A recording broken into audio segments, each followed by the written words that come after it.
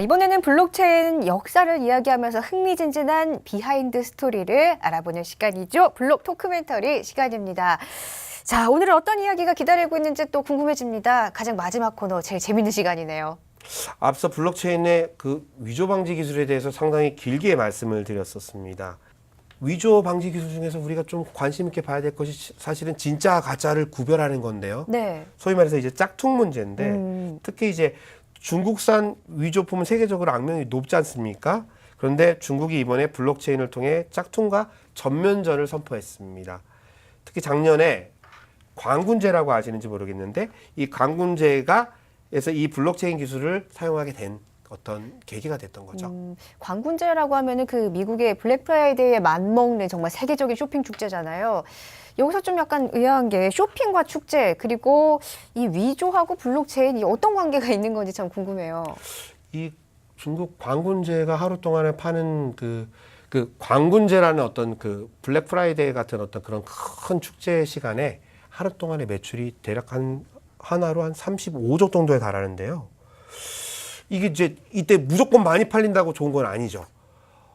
문제는 어떠한 상품에 대한 잘못된, 그러니까 위조 물건을 팔았을 때의 문제도 있는 겁니다. 네, 그럴 것 같아요. 아무리 많이 팔리더라도 좀 위조품이 많을 경우에는 그만큼 피해 보상 액수도 비례해서 좀 늘어나게 될 테니까요. 일단 뭐 축제 규모가 커질수록 위조 문제를 해결한 특단의 좀 조치가 필요할 것 같네요. 그래서 중국 최대 쇼핑몰들이 칼을 뽑아든 것입니다. 알리바바라고 아시죠? 네. 그 알리바바에서 이제 이때를 틈타서 그 위조 상품을 위조 방지, 즉 블록체인 기술을 이용하게 되는데요. 블록체인 기술 중에서 가장 중요한 것이 뭐냐면 그 위조 방지, 즉 분산장부에서 위조 방지 기술을 사용하려고 했던 거죠. 그러면 이제 이 위조 방지 기술을 할 때 일반적으로는 위조 방지 기술을 어떻게 적용하지 좀 고민을 해봐야 될 것 같은데요. 오픈된 그 블록체인에서는 위조 방지 기술을 원산지 증명을 할 수는 없어요, 사실은. 이게 이제 좀 우리가 주의해서 좀 봐야 되는데, 그 제가 지난 시간에 좀 됐죠. 몇 회인지 지금 기억이 안 나는데, 이제 퍼블릭 체인이라는 것이 있고 네. 프라이빗 체인이 있다고 제가 네네. 말씀드렸잖아요.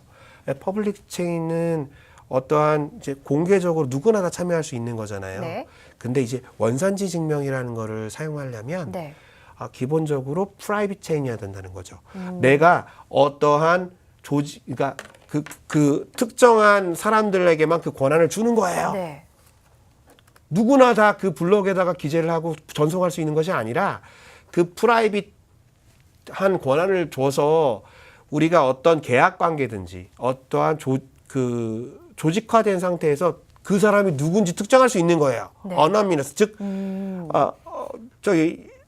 익명성을 보장하는 블록체인의 어떤 공개 블록체인이 아니라 익명성을 제거한 상태의 프라이빗 체인이라면 이것이 가능한 겁니다. 우리가 특정한 지갑 주소로만 써야 되고 특정한 인증 키로만 써야 되고 특정한 어떤 자기만의 어떤 그 핑거프린터를 즉 인식 정보를 남겨야 되는 겁니다. 그 상태에서 블록에다가 적는 거예요. 네. 이제 그런 방식으로 아마 진행을 한 것 같습니다. 그래서 이 상품의 위조 여부를 판별하기 위해서 대략 100여 개국, 그러니까 알리바바는 네. 전 세계에서 구매를 하거든요. 네네. 많은 어떤 쇼핑몰에서 알리바바에서 이제 구매를 해서 다시 팔거나 하고 있기 때문에 100여 개국 정도에서 이걸 사용하게 네. 되는데 대략 한 1억 5천만 건의 그 블록체인 원산지 추적 시스템에 대한 기술을 적용하게 된 거죠. 와, 1억 5천만 개요? 네, 충분 그 알리바바에 네. 이렇게 매일 등록되는 건수가 그 정도가 됩니다. 역시 대륙의 스케일이 어마어마합니다. 네, 네. 지금 이렇게 프라이빗 체인이라고 말씀을 해주셨는데 원산지 추적 시스템, 자 이거는 구체적으로 어떤 기술인지 또 어디에 지금 적용이 됐는지 궁금합니다. 네, 제가 좀 길게 말씀드렸는데 좀 네. 간단히 말씀드리면 이제 공개된 블록체인에서 원산지 증명을 쓰는 건 불가능합니다. 누구나 다 익명성을 가진 블록체인에 들어와서 내가 원산지를 조작할 수 있는 거거든요.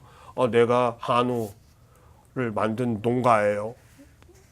이 한우는 A 뿔뿔 한우가 맞습니다. 아니 그게 누군데 그렇게 쓰고 그거를 가지고 우리가 인증할 수 있는 게 아니잖아요. 자, 이 원산지 증명이 된 한우라고 하면 그죠? 그 뭐 A 등급이라고 하는 한우가 있다면 그거에 대한 트랜잭션 아이디가 바코드에 찍혀 있겠죠. 네. 트랜잭션 아이디. 그리고 이 프라이빗한 블록체인에서는 프라이빗 블록체인 네트워크에서는 결국은 뭐 1원, 2원, 100원 이게 의미가 없어요. 여기서는 어떤 채굴이라는 것이 의미가 없습니다. 공개한 데서야 이것이 어떤 보상으로서 코인이라는 것이 의미가 있는데 프라이빗한 네트워크에서는 코인이라는 것은 하나의 그 보상의 시스템이 아니라 기재를 하기 위한 방법론으로 사용하게 되는 거예요. 그러니까 어쨌든 간에 거래가 일어나야지만 거래의 과정 중에서 어떤 정보를 기재하잖아요. 장부를 계속 기억하세요. 분산 장부, 네.